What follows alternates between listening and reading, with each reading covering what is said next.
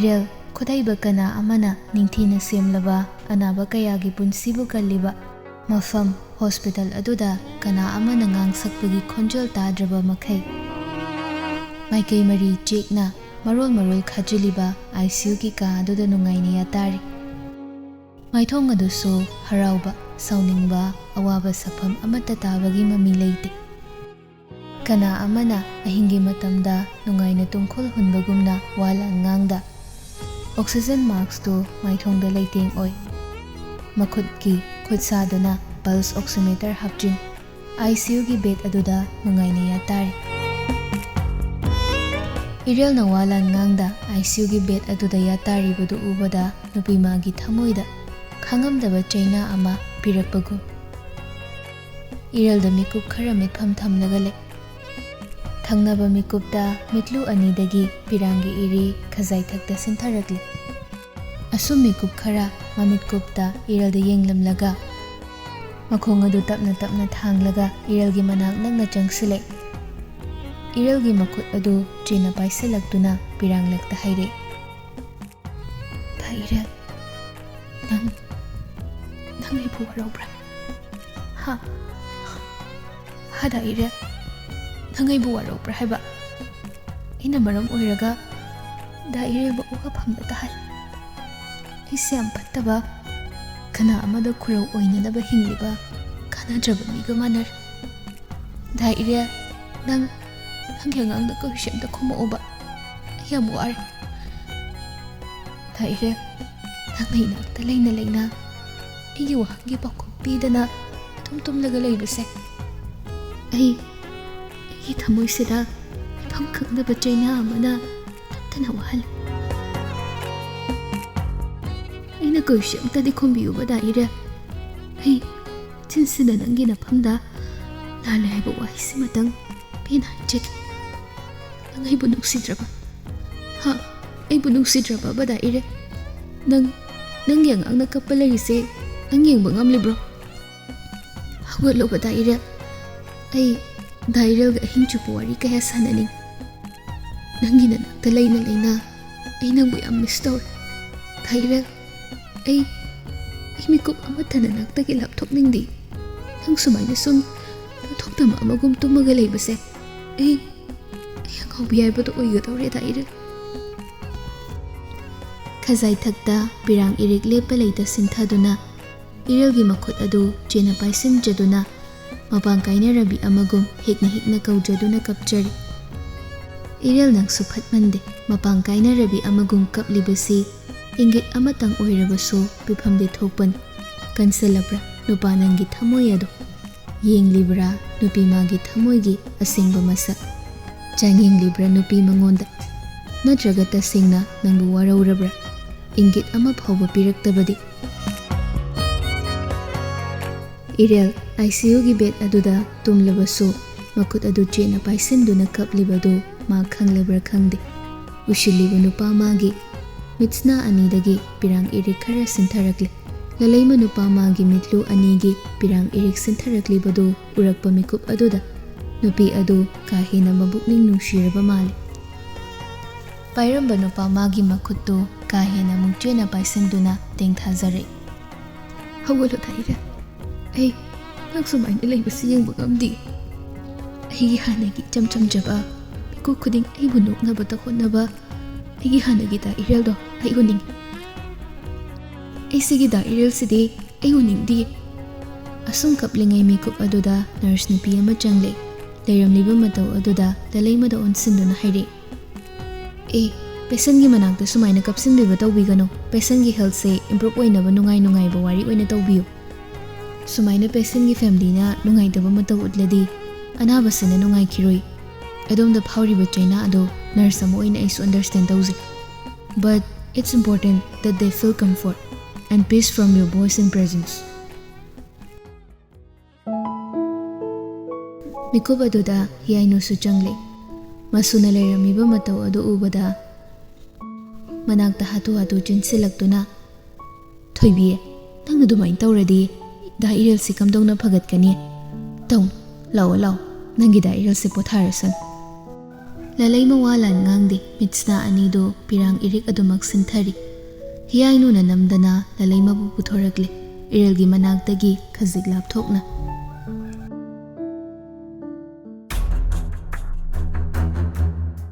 Numidang wairamgi matamni.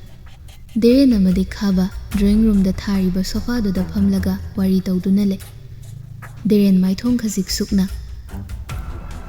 Nungi tamona wari pumba khanglamba sida napa aina sagatliba asa asi uchuba kaiba ma oirakadra haina ungsa thirini sana.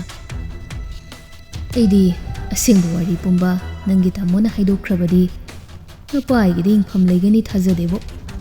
Khaba thawa isa sadaba matauda as baba kaigino baba na dama matha saridobo kaisu khamjinbirnu ai khoi tamose kanano haiba masak muna khang khoi tamona adugumba kaisu tawroi aibu thazabiyu baba. Mikup aduda chalaima ki chalomdagi makhutta jakap ama tray aduga haplaga puthoraklaga thoklakpani. Terening sasor asangba mohondoklaga sanaramba warido khazigna thairaga irelgi warida amu haudarai. Chalaima thoklakpadi uba natte. Ngasai dhanabirdo napa aingonda call tawram. Ireldu masak khangdaba mi kharana garina thomlamli. Kuki sarukta kahina sokpadagi ICU da lairena hairamban. Thomlamliba garido tangla langjinsu thibadum phangdrena ibang pangna pautam jaramban. Ha mahadi khangponte. Khaba chinglap noklaga mapagi wado makha samthare. Kadaidagi langla langjin phanglani khaba ina sillaga tawkiba plan bo success oide haige. Wasi haiba mapung phadringai chalaimana nakan oirap leplaga makhuta pairamba tray aduda yauriba jakap adu laimaiduda khanghauda thathagibagi makhol tare. Makhol adugi maikeirumda khaba amadi diren mitpham thamlakpada laimaiduda kapsingdo kairaga tabadu uri. Sanaramba wari singdo mikup aduda chap lepi. Mapa macha anido chalaimada mitpham thamle. Chalaima sanaramba warido tabada ma khanghauda gyan mangbagum tawre. Masado hairi leplaga le mataududa khaba haugalak Kaidore nasa nungaitabra. Chalaima wahalan ngangde laimaiduda phamthaki laimaiduda tariba akaiba sik ado khungatnabu hone. Karamba mikupta karamba matamda sillaga tawkhibano haiba chalaima mana khanghaudabana. Ngasi magi yaina awafamda taribani haibasi masida khallubada mitsna anido pirang irikna thumhale. Khangamdaba chaina amasu mathamoida phaure. Nupi magi matau asida leiriba mifatta aniduna jingna khrani khanna pirangna thumhatlaba mitsna ado makhutna amana nanthoknabu hone. Laimaida tariba machet kairiba kap adu khunna kokse kitang ngauba aduda soidana ta thokre. Mikup aduda yumdudagi thabak tawnaba leiriba manedu thokle. Haima loin kairine toiside kadai hogol nene tawbiragi nakhudu sokani. Khaba maneduda khon khaji wanglap haire. Nene masi masangamde hairadi nene na khar senabiba kaidoge. Manedudi khabada mitpham thamle kirup yenglaga khumjari. Aidi bema chalai masi masangamde khangdini ibungo mana su kaisu haide aduna nene na khangdabani. Khabana pakhom ama pirakpa nangdringai chalai mana haire. Hojikta nungairaktabani nene da kaisu khangzadabani nene gi mara leitiye. Hairaga tablap hogale. Mani aduna chalai mada yenglaga sese potharur nene tawragi. Chalaima leiriba sing aduda hanna yenglamda magi rumda ta khongthang launa thanglaga jatkre. Khaba amadi diren khazik sukna yenglaga leihawi. Chalaima magi rum hek yaubaga rumgi thongdu chena lonsile. Khangzinduna thamlamba mitlo pirang ado kanasu udraba khangdraba mafam asida maningtamna sintha lei. Pirang irik sintha phone adu kanadano call tawnabu hone. Ahanba tawbada call adu pairakte anisuba tawbusu call pairakte. Chalaima masa pumba leifam khanglakte magi yaibu uningbagi mayaina. Mitsna ani pirang irik sintha machinda wahi khara haijare. Ay nang bukan banga maudre karamba mikupta karamba matamda silaga tawkhibano haiba khanghaudra yai yai uninge aina fattaba mabu senahudaba mikupta yaina nga wafamda tar hairaga kapthorakle miko khara sum leplaga jalaima pirang ado fatfat makhutta taithoknabu honare taithokna machinda wahai khara isau sauba matauda nang amasung hingduna leiradi igi punsida nangna chawbu khorogiduna igi gaibu awafamda tahangadaba oiradi nangboina mikup ama hingduna thamna isu yaigi damaktadi thawai ase thadoklabasu pamuba haibadu machit ama leite agi yaibu kaukthokle yadraba lamhenbi oiruraba thamoi asida churakliba agi yaibu nuksibagi mairina nangbui kutsina hatkani mikup sida nakan oirap leiriba phone adu khingle taha kanano haina fat paikhatli asomdagi lalaimana mukhon isisina yamwaba khunjalda hello chalaima kapna taha hangjare lalaima yai kam dawrige hojik karamba fibamda leirige hala laima pakhum pirakte lalaima do mikup kharadi kabliba haidu oiraba male haire makhon isisina chalima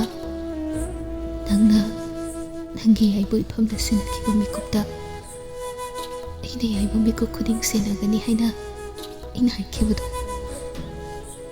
ai mikup adudadi ngamhaudre chalima nangaibu waraukanuko nate lalaima aina soibani aina fattaba magi khujin tharang khanghaudabana yaido awafamda takibani nangi soibana tiye lalaima phone aduda khazingakna hangle khari kanagi khujin thorang aibu kannabu honabada thairalo awafamsida takiba natro patraba mapa machanina silaga tawkhibane lalaima nangi soibana ti nangna sana naralya jagano thokriba accident kanana kamdawna thoklibano kana amagi khut yaure haiba khanglaba mikupsidadi lalaima taha phone do da haire khari khoina da irelbo siyawna wahanba hairaga pangal leitrabi amagum kapliba haidu oira male phone adu da kappagi khonjal tare jalaima taha amu haire lalaima yaina leiribo hospital do kadaidano e hojai laki ayai bu yam uninge lalaima phone do da hairakliba wa do da lalaima nubidu bu phathabire jalaima nang lakan nangna kaigumba nangi yagi manakta chatle haiba khangadi nangna pangthoki khaliba thabakto pangthokpada achoba waba moirakan ai khang nangna nangi yagi dama kayagi mati khanjab nuksijaba nangna kaigumba hojik phawba nangi yagi paw phonari khangkhradi matam changna nangna khababu nuksiba saduna mahbulaman khumnabu honaribado thawdoksin arembo heningde karigumba khabana khangkhradi aremba lomak oirani nang lakano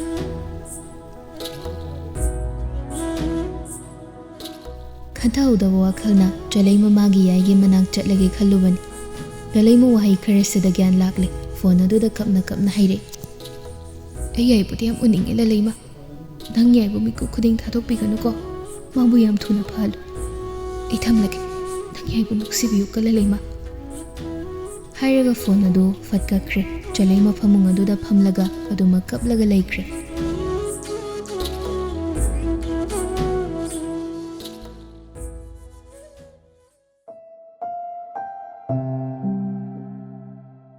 haukhre numit masing kaya ama khongchat yangkhraba matam magi ichelni ireldi ipa phagatpagi mami ude lalaima miku khuding magi da irelbu yengjaraga kaptuna dale chalaima gasu toina paw phone kolesu chattaba numit masing yam silakle lalaima magi da irelbu yenglamlaga thoklakpada cheri laklibadu ure lalaima cheri bu ubada iche nanglaira cheri na hanbana ichi haiba mingausi kaubani cheri so makhuta pairiba pocha yauriba polythene ahum mari do lalaima da pirak na haire aido thabak ni yadabada lakpa ngamdri ngasidi thabak chillasu thabak singdu kaithoga labani se achapot chiso kai kharsi yaurabani iche suyam leire isibo iche na sumaina chinba matham kaithok piraga la ise aidi amna harau iche na dairel bu kanbibani Ihe,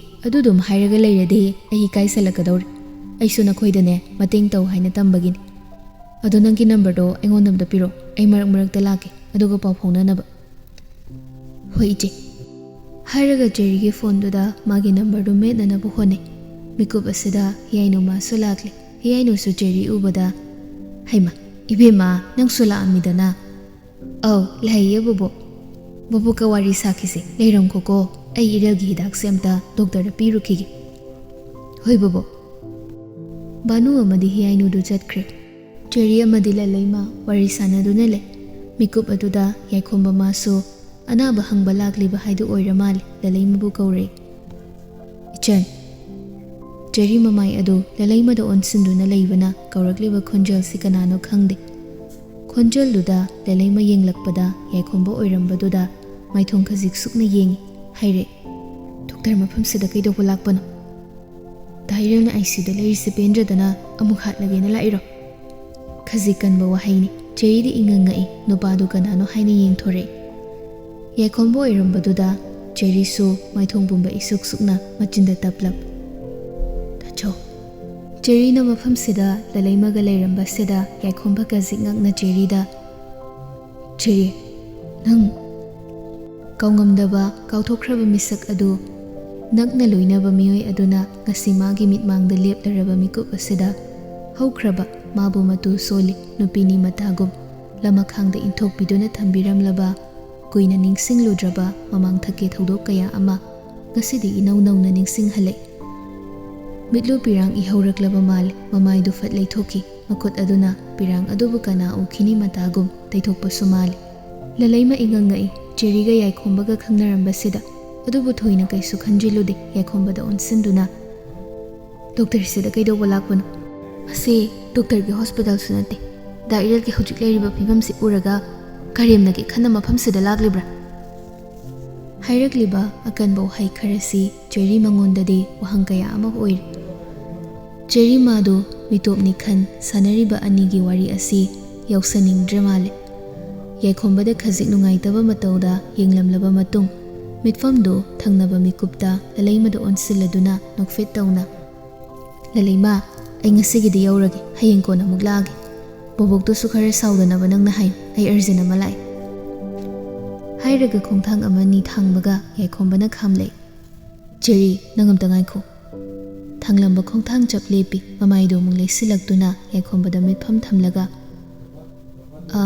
Ai bura doctor mani ai sanagi matangda nangonda wafam kare singdokning doctor hausikbu madugi amo kari kanaba leibage matam hinkre aishu aigi oiba taibang amada nungaina leizar ai sakaina leiba mafam adudagi thoklakpa mi amana wa ngangba ai amo khana tar taningba supukti mathang karigumba thingnaba thoklabasu aibu khangnaba mugum kaubirakan Dajo khoi imungdi miyamna khangnaba awangba thaki imungni aigumba lekha taraba amaga khaunabada kana amana ukhiba thoklabadi awangba thakta leiba dajo khoi imungi maikhuba haibadu oigani marau leiba wai khara khakse hairamlaga sahum naiba khongthangda makhongdu gangam thanglaga chatki sanariba wari singsi tariba dalaima mangondadi wari hi ahoba khangdaba maramna magi makuk macha aduna lamsinduna khangnabu hotnabada